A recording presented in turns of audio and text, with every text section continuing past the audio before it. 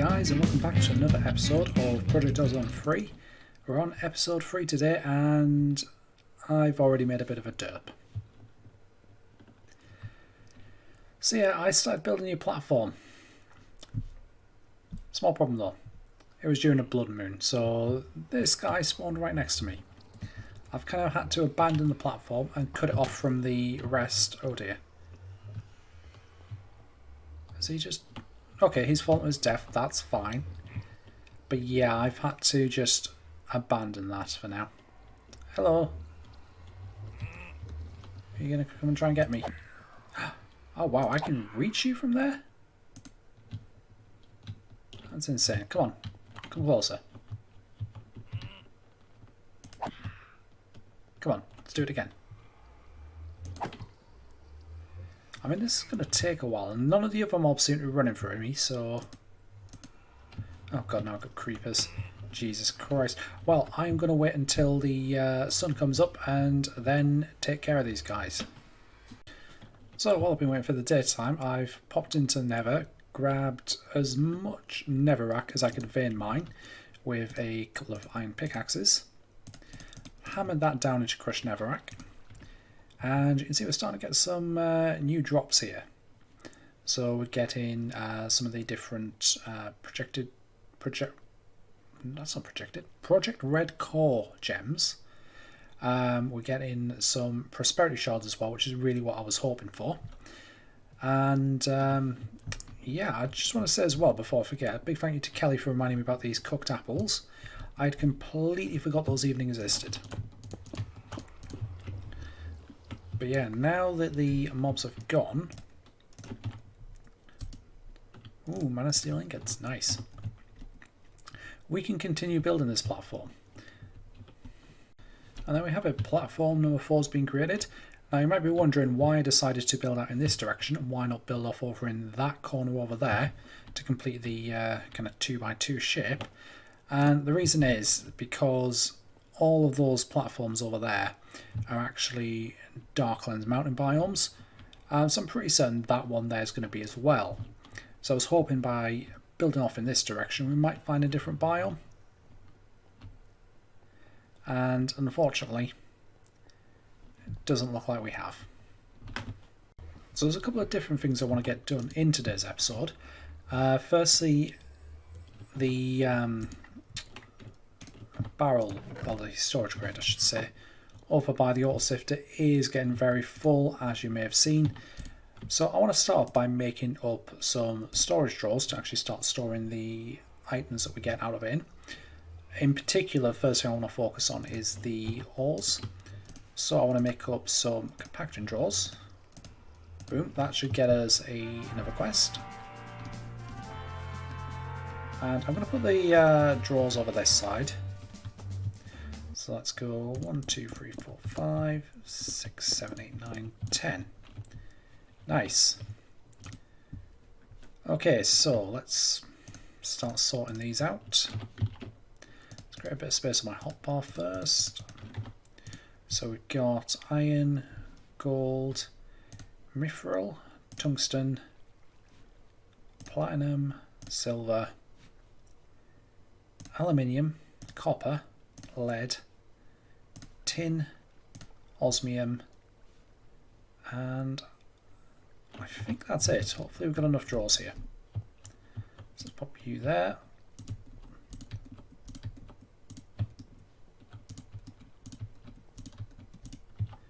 Do we have any more? Oh, we're one short. We are one short. Not a problem, we can fix that. Okay, so I made up a few more compacting drawers. I'm planning to make a few more as well for the extra items such as the lapis, the blaze powder, glowstone, redstone, emeralds and so on. But next up, I want to do the next quest for this and actually make up a draw controller, which is like so: stone, repeaters, not repeaters, comparators, a basic draw and a diamond. So this is going to help us insert the items a lot easier, because we can just import all into that block and that will reach all the way across here as well as around here as well. Nice, so I think we're done with the netherrack. We've got a few more bits and pieces here to go in. So now that this is in, I should just be able to double click and yep, all of that's in there. Lovely. So we want to do redstone, emeralds, diamonds, coal. Put coal there, diamonds, emeralds. Okay, we're not got quite enough space for the redstone yet, but I'm going to make up a few more drawers and then that'll be done. So I'm also going to make up a controller slave. This is the last of the 3 quests that we have here. So let's get those claimed.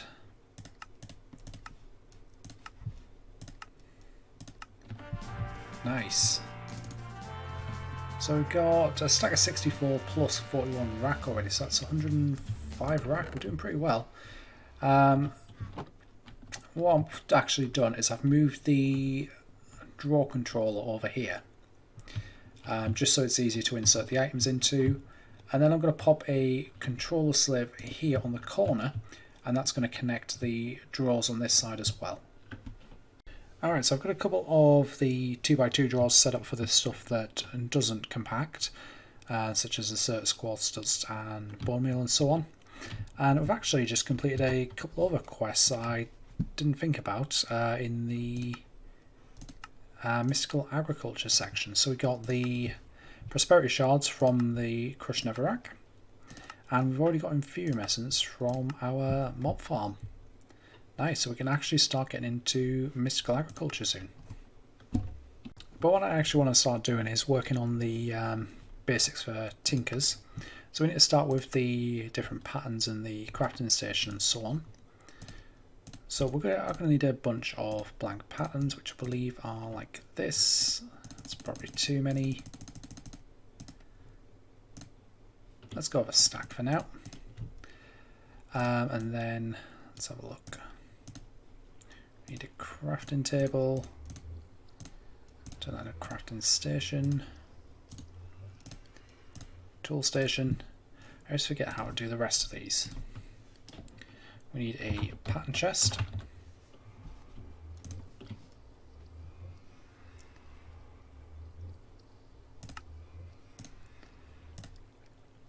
We need a stencil table.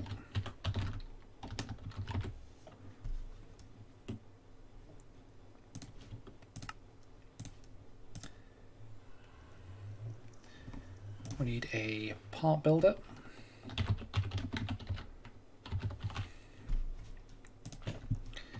So that one's logs rather than planks.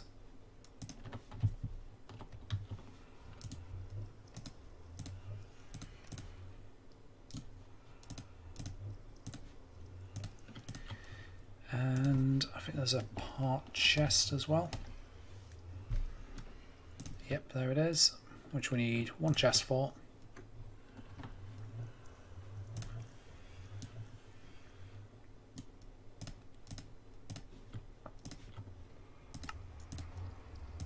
Nice, is that everything? Oh no, we still need the crafting station in our inventory. There we go. And that's that one complete as well.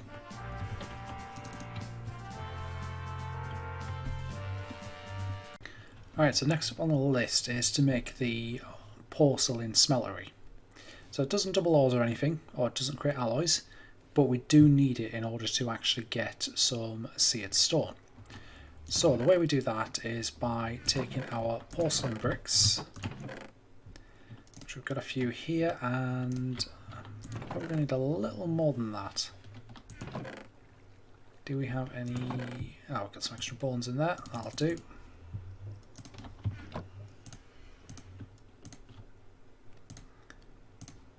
So we make that into unfired porcelain. That goes into a furnace. But yeah, so we need a porcelain casting basin, a porcelain casting table,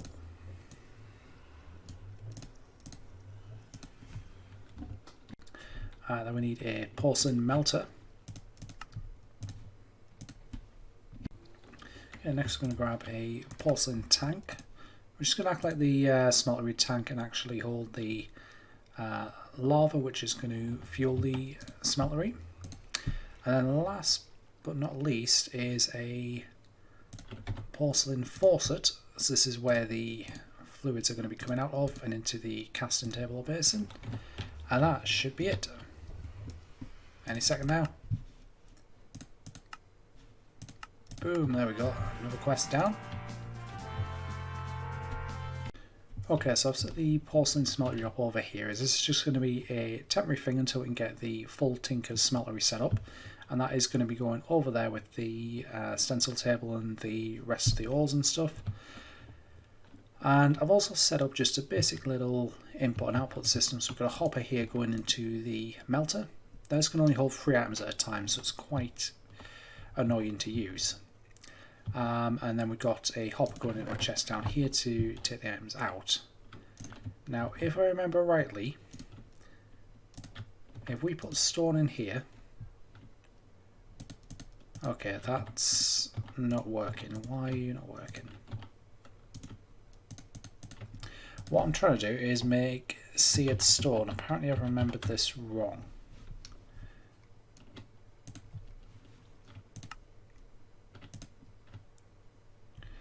Because it, I don't know, it accepts any cobblestone.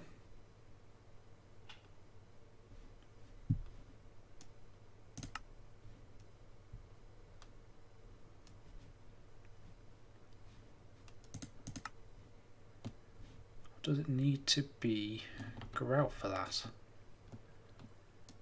No fuel found.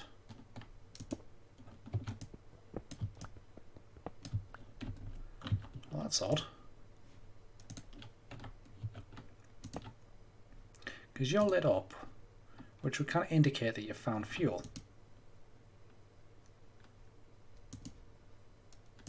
And you've got the lava in there. Alright, I'm going to have a look into this and see if I can figure it out. So I've got the porcelain smeltery set up, and you can see I've just completed the iron grout quest to make grout out of sand, gravel and clay, so let's claim that. But what I've done is I filled this with lava from our quantum tank over there. I've put up a simple input system here to pop our grout into. You can see this only does 3 at a time and it is quite slow. But that's going to smelt the grout down into seared stone. We're then going to output that through the faucet into the casting basin to make seared stone blocks, and then going out through a hopper into this chest here. Oh my god, you guys, the amount of time it has taken for this to almost finish is unbelievable. You can see we're creating a couple of seared bricks as well as the seared stone. But we should have enough now to actually get all the parts that we need. So we're going to need a couple of faucets. I'm going to do one for a casting table, one for a casting basin. We need to do, where are we? Let's have a look. Smeltery. We need to do a couple of drains, which are these things. So we'll do 2 of those, one for each faucet. We need the casting basin, the casting table, a seared tank to hold all of the lava, and 1 smeltery controller. Has that done it? Yes, there we go. It's another 5 rack in the belly. Nice, now we just need to pop this up. I'm going to pop this in this corner just over here, and I'll be back with you guys in a second. And there we have our beautiful Tinker's Smeltery, woohoo! Now I have put the tank here, as what I'm planning to do is do a smaller setup that we've done there for the automatic lava generation, just to auto feed into this. And obviously now what we can start doing is actually smelting down some of the ingots that we've got. So for example, get a stack of iron there. And I made a lot of seared stone, more than I thought I had.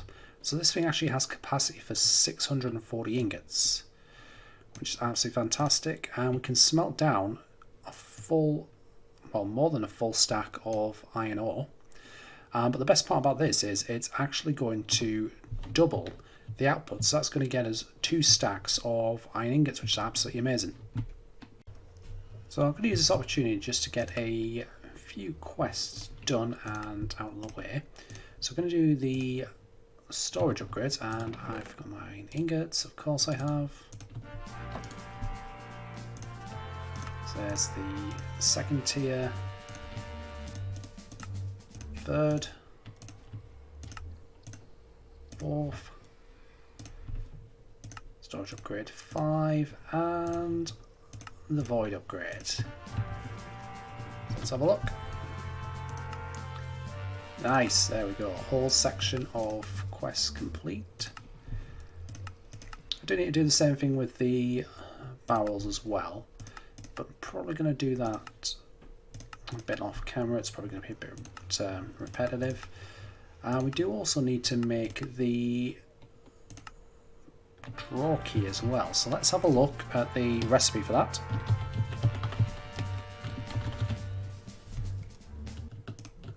So that's 2 gold ingots, an upgrade template, and a gold nugget. Oh god, these sounds are going to get annoying, aren't they? Don't think I have any gold. Yep, there they go again. Yeah, so I need to smelt down a couple more gold.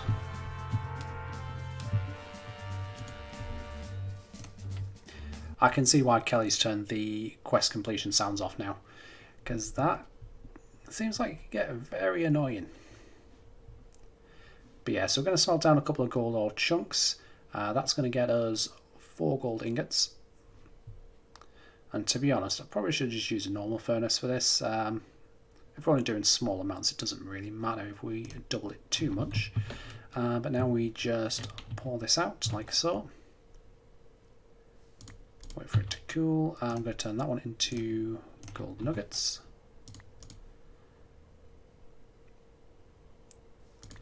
And I'm going to pour this one out as well, just to use the rest of the gold that's in the smeltery at the moment. Now let's head on over here. And that should be the draw key. Fantastic. And this is going to allow us to lock the drawers. We can just use the draw controller for this. So they're now all locked, which means nothing is going to filter in here unless we tell it to. If it can't get into there, then it will just sit in the storage crate instead. So next up, I actually want to start getting some proper tools and such. So what we can do is we can start making some of these tool patterns. We've got plenty of blank patterns, so I'm just going to go through and probably create most of them. So another thing I've done is I've popped down a second faucet and casting basin on this drain, just so we can double the output when we're making blocks like this. But the reason I wanted those iron blocks is because we're actually going to upgrade the tool station. So that'll be 3 seed stone, 4 iron blocks, and there we go. That's going to create the tool forge. And the reason we create the tool forge is because it actually gives us some different options that we can create in the forge rather than just the basic tools. And you can see this actually links up to all the different parts of the Tinker's workbenches and such, and even links to the crafting station as well, which is absolutely amazing. Looks like they all do that. That's really cool. I've never noticed that before. But what we want to do now is actually start building some parts. So I think the first thing I want to go with is a pickaxe. So I'm going to pop the pickaxe head pattern in there. Bit of wood, which will give us the wooden pickaxe head. We then need, can I pop you back in? Okay, apparently we have to click back into there still. What else do we need? Part builder. We need a regular tool rod. is that one there.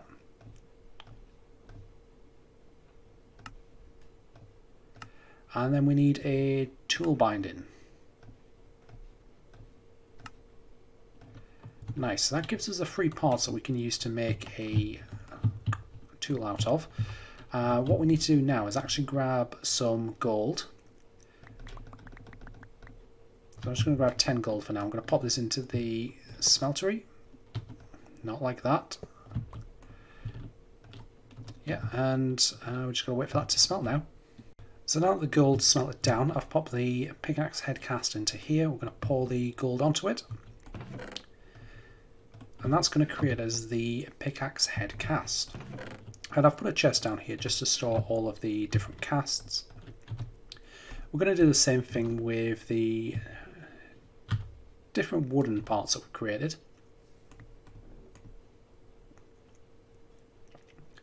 So that's the tool rod and the binding cast done. Very nice. Now we just need to decide what metal we're actually going to use to make these.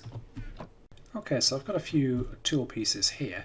I'm actually using some of the ores that I got from sifting crushed netherrack. When I went to the nether, I vein mined a bit of netherrack, crushed it down, put it into the sifter, and we got cobalt and ardite. Now, those combined in the smeltery, I completely forgot about this, creates manulin. Wasn't planning on using manulin, but I've made it now, so might as well stick with it. Let's have a look and see what kind of pickaxe we get. So yeah, mine level cobalt, mining speed 12, modifiers 3, cold-blooded. So this is from the manulin, deals increased damage to targets of full health. Obviously the manulin properties isn't exactly great for a pickaxe, but durability is not too bad on it, I guess. The momentum from the cobalt, mining blocks increases your speed as long as you keep going. And your tool loves stone. It literally wants to absorb it for durability. So we could actually repair it with stone, although we can quite easily repair our pickaxe using the tool forge later on. All we need to do is put the pickaxe in the tool forge and then pop the ingots in here. That will repair the pickaxe. So that's the first one done. I'm going to have a look at creating a weapon and probably an axe as well, I guess. So I'll see you guys once that's done. So another thing you can do, which I almost forgot about, is you can create reinforcements using obsidian surrounding a blank cast, which is just gold poured out into a casting table without any pickaxe heads or anything in it. And then using the tool forge, you can apply these upgrades onto your weapon. Now these reinforcements will give it unbreaking, which is the reinforce modifier.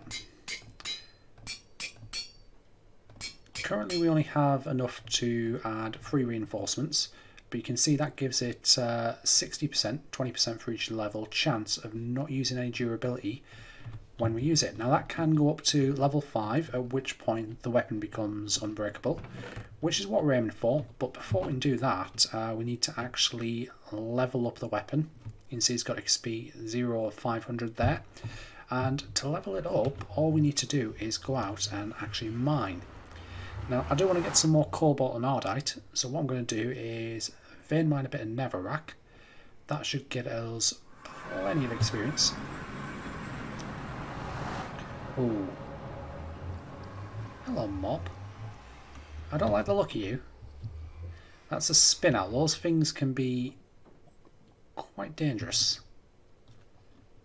Let's see if we can do this. Come on.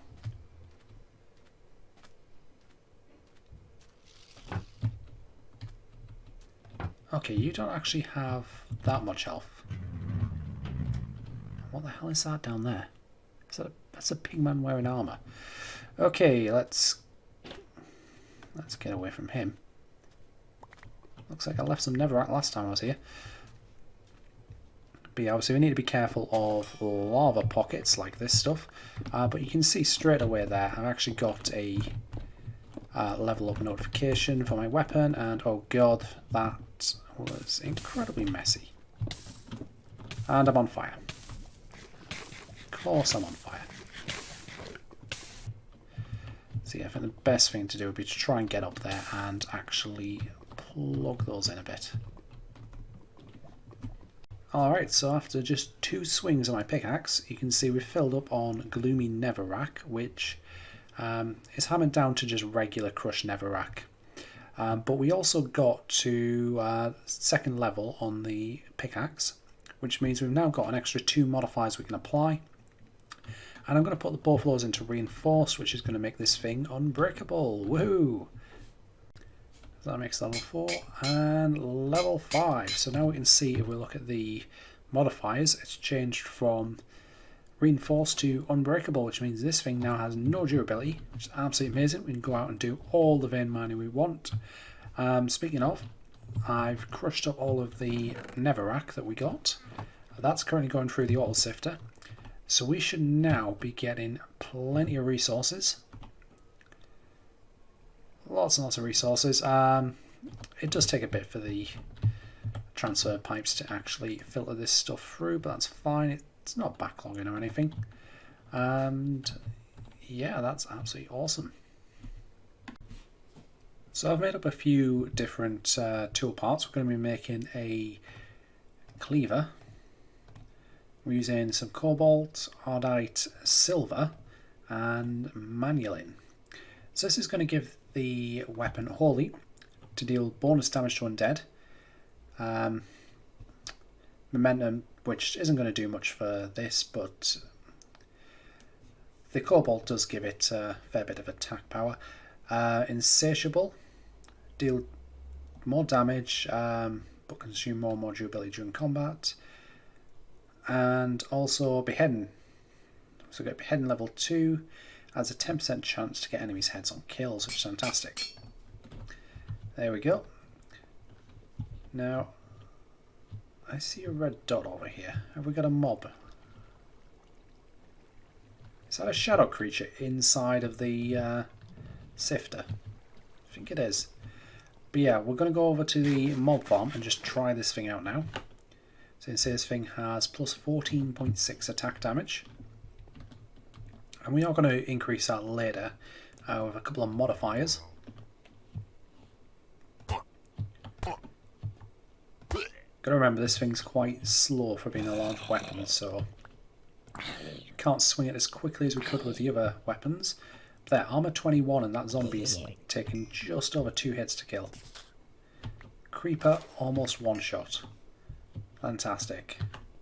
Did we get anything good? We did get a creeper head. And a common loot bag with some mana steel in it. Nice. Okay, a little bit of a progress update. So what I've done is I've started planting down some of the seeds I've got from sifting dirt. So I've got some sugarcane here. We've got a few different crops on this side. You can see I've almost filled out 2 9x9 squares. So this one we've got some canola. We have cotton. What have we got here? Industrial hemp, which is the start of immersive engineering. And that reminds me, from getting the hemp seed, I actually got the first immersive engineering quest done. That opens up a few things we can do later on. We got flax seeds, and we also got some rice as well.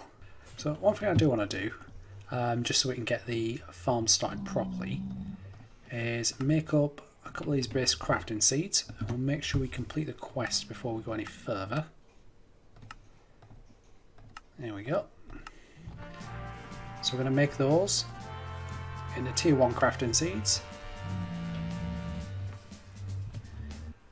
Also get a quest for that.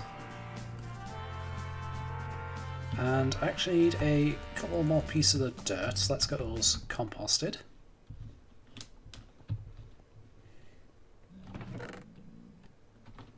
I'm actually going to be making the dirt seeds. Let's get the quest complete for that. So yeah, there we go, dirt seeds. That's going to grow as dirt essence, so we can get lots of dirt, finish filling in the rest of the farm there. So that's 2 of those done. Claim that.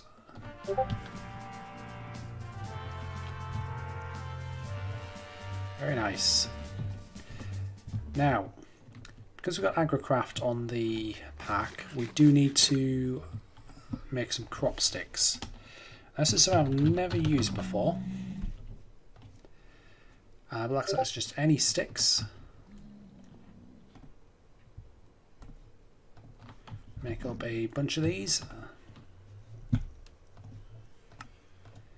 Nice, and we also need to look into getting a seed analyzer. Which is one of these things here, which is sticks, glass panes, stone slab, wooden slab, and planks. There we go, that is one seed analyzer. So let's head on over to the farming area. So this back corner here I think is where we're going to start doing the mystical agriculture stuff. So let's pop down our seed analyzer. And I think if we put these in here, should tell us any second. Yep, they are 111 seeds. Now, if we put them down there and then do double crop sticks like that, this plant won't grow with the current light level. I would have thought that had plenty of light. Okay, where's my torches? There they are.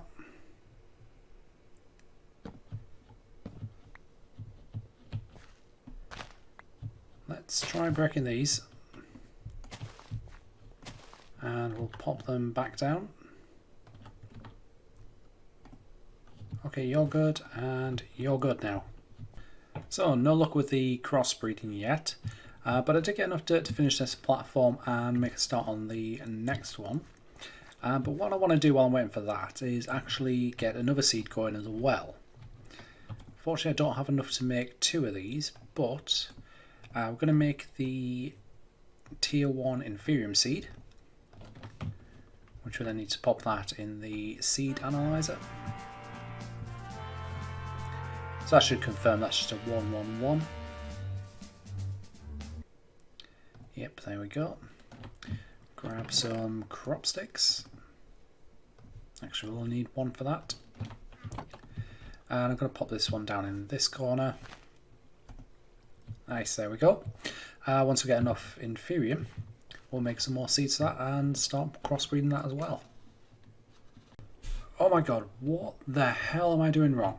Like, seriously, I've tried so many different configurations that I'm kind of losing track of what I've tried and haven't tried. So I tried doing it in a 3x3 with the seeds on like the middle of each side. So there was 1 double crop stick in the middle, left it for a couple hours, nothing. I've tried it like this, where you have it with the double crops on the diagonals, and so far, nothing. I must have rewatched Kelly Engineering's video where he learns, he does this, and I've rewatched it 4 or 5 times to make sure I'm not missing anything. I'm not. This is exactly how he had it set up, although he had just a 4x4 block of dirt with some water on the outside, which is fine, but it's still nothing. Just absolutely nothing. I don't know what to do anymore. Finally, we have some progress. So this is our first mutated crop. So let's break this. I'm going to pop you in the seed analyzer, and fingers crossed this is a 211. Nice. Not as good as I'd hoped, but it is better than nothing.